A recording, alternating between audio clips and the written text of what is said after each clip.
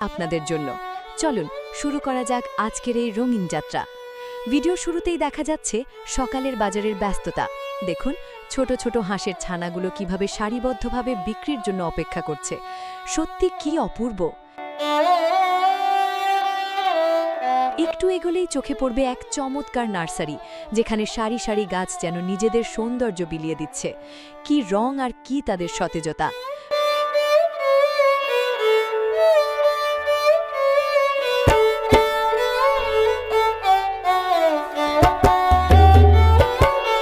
বাজারের এই অংশে আরও আছে বাহারি পোশাকের পসরা।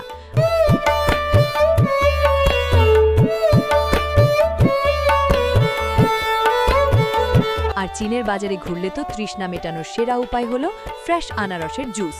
চোখের সামনেই তৈরি হচ্ছে এই প্রাকৃতিক পানীয়। একটু সামনে যেতেই চোখে পড়ল এক অদ্ভুত দৃশ্য।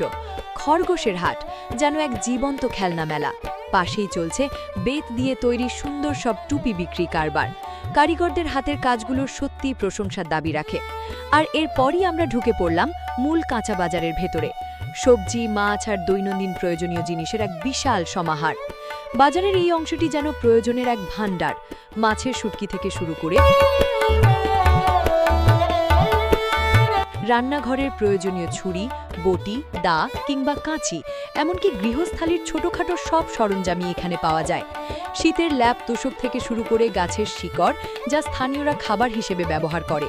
এছাড়া স্থানীয় পাহাড়ি বেল এবং হরেক রকমের মশলার গন্ধে বাতাস ভারী।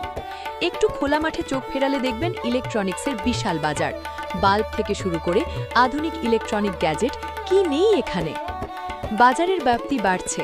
খোলা মাঠ জুড়ে চলছে তরকারি আর ফলের পসরা। সারি সারি লোকজনের ভিড় আর বিক্রেতাদের হাঁক ডাকে এলাকাটি যেন জীবন্ত হয়ে উঠেছে। এই দেখুন শুকনো মরিচের লাল পাহাড়, যেন রং ছড়িয়ে রেখেছে। সাথে আছে সামুদ্রিক কাঁকড়ার শুটকি, যা স্থানীয়দের খুব প্রিয়। খোলামেলা পরিবেশে সাজানো টাটকা সবজি আর পাহাড়ি ফলের বৈচিত্র্য দেখে চোখ জুড়িয়ে যায়। এমন সব ফল যা হয়তো আগে সচরাচর দেখাই হয়নি। বাজারের কোলাহল থেকে এবার আমরা বেরিয়ে আসব প্রকৃতির শান্ত ক্ররে। ড্রোন ক্যামেরায় দেখা যাচ্ছে পাহাড় ঘেরা ছোট্ট সেই গ্রামটিকে, যেন ছবির মতো সাজানো। চারপাশ জুড়ে গাছপালার সমারোহ, উঁচু উঁচু পাহাড় আর সবুজের গভীরতা মন ভালো করে দেয়। মাঝে মাঝে লাল মাটির পথ আর পাহাড়ের বাঁকগুলো আমাদের মনে করিয়ে দেয় প্রকৃতি সব সৌন্দর্যের আধার। গ্রামের রাস্তার পাশ ঘেঁষে আধুনিক ফ্লাইওভার, প্রযুক্তির সাথে প্রকৃতির এক দারুণ মেলবন্ধন। সবশেষে এই অপরূপ প্রাকৃতিক দৃশ্য আর শান্ত পরিবেশ আমাদের নতুন এক প্রশান্তি দেয়। আশা করি চীনের এই বাজার আর প্রাকৃতিক দৃশ্য আপনাদের ভালো লেগেছে। আপনারা দেখছিলেন সময়ের কথা এক্স। আমি সবুজ দাস। ভিডিওটি ভালো লাগলে আমাদের সাথেই থাকুন। দেখা হবে নতুন কোনো পর্বে, নতুন কোনো গল্পে। বিদায়।